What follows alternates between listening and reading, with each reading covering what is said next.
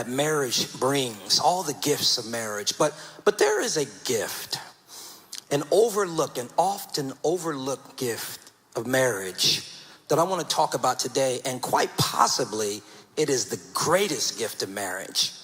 And that gift is who you get to become in the process of being married. What if the greatest gift in marriage was not love? What if it wasn't the fact that you have a life partner, but what if the greatest gift of marriage is what marriage causes to be produced on the inside of you? What if marriage was about becoming who you and I have the privilege to become because of this unique thing called marriage? What if it was something that we were becoming that we couldn't become in any other context other than marriage? And that's what I want to submit to you today. If you're taking notes, write this down. Marriage is an institution of transformation. Marriage is an institution of transformation. One of the things that I've learned about God is that God not only wants you to be saved, he wants you to be whole. That's what he came for. He came to save you, but he also came to make you whole. There's a passage in scripture that says, for this purpose, the Son of God was manifest, that he might destroy the works, plural, of the devil.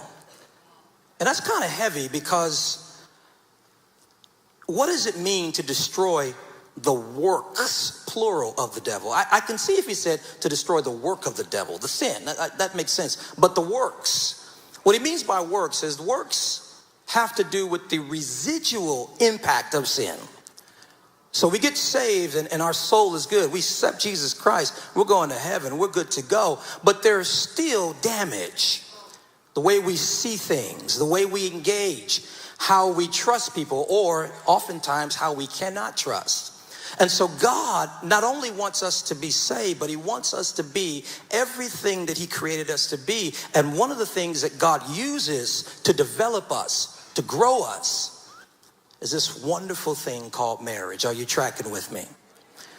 If you look at God's strategy, marriage is one of God's strategy to produce the best us, the best version of ourselves. Think about it. God creates man in his image, and then he creates the one relationship that challenges us to grow unlike any other relationship.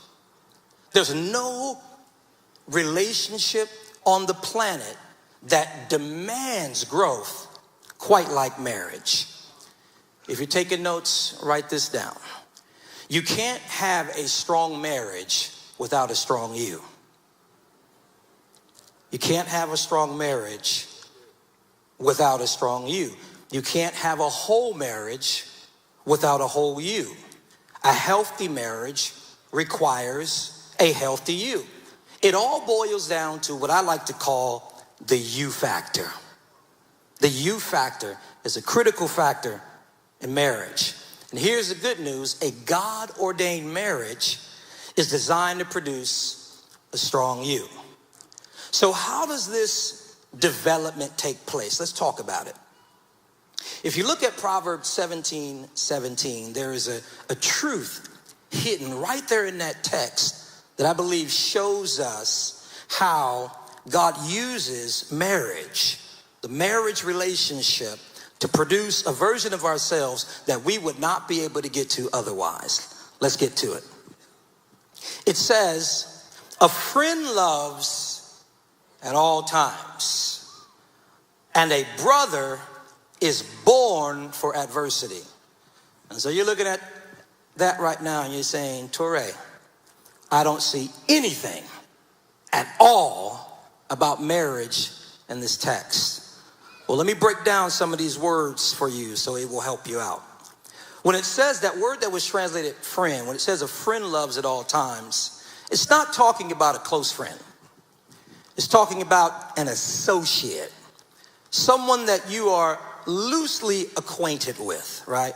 Like somebody on your job, for example, right? It's easy to love somebody that you are loosely associated with. You don't have to go home with them. You don't have to balance a budget with them. Come on, somebody. You don't have to deal with some of the things that you have to deal with. There's some people right now, I'm going to be honest with you, that the only reason why you're connected to them is because you work at the same place. If you take away that opportunity to meet, your calendars are just synced each day because you work together. If you took that away, you guys wouldn't even be friends. So this passage, look, so it says, a friend, which is an associate, loves at all times, but a brother, it says, and a brother is born for adversity. That word brother, it can mean brother, but it really means a close relative. It is a widely used phrase. So it means somebody that you're actually in close proximity with. So this text is really about dealing with proximity and what takes place with varying degrees of proximity. Stay with me, this is going to get real sweet for you. In one level of proximity, that is the associate level of proximity, relationship is easy. It's easy to be your friend when, I see you at the grocery store and you're my favorite teller or whatever. It's easy. We meet at the gym and all of a sudden, man, he's so great, she's so great, but you don't even know them. You haven't spent time with them. You haven't seen any other aspect or dynamic of their lives. And so it's easy to love them.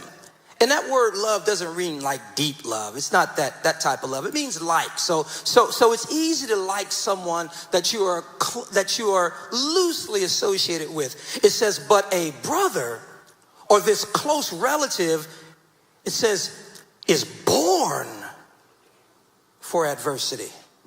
It's born. In other words, the purpose of this close relative, it is purpose, watch this, to be confrontational at times. I got to unpack this. The purpose, and this can relate, since that word literally means close relative, certainly a spouse is a close relative, which means that, watch this, confrontation in marriage is ordained. Oh, I'm going to get to it. You don't catch it just a second. Somebody saying, that's what it is. It's ordained. And we're going to unpack that. We're going to unpack it. Because here is the thing. Nothing worthwhile is shaped by ease. Nothing worthwhile is shaped by ease. And marriage is the one relationship